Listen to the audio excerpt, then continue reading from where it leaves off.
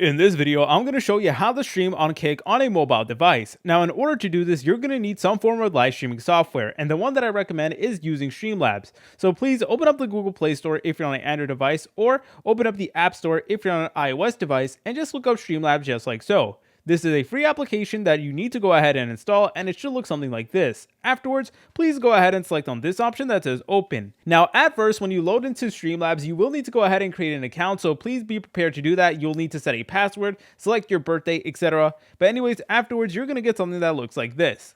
The next thing you want to do is you want to press on this button that says go live right over here, then press on this plus button just like so, and then it is going to say add more platforms, and you want to select on Kick, so Kick should be right over here.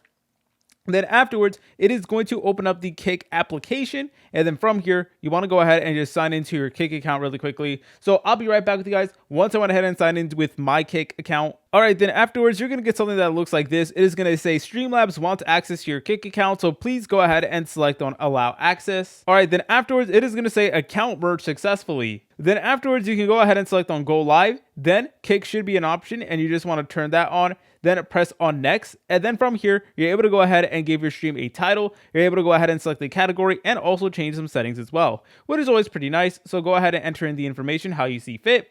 Then go ahead and select on go live.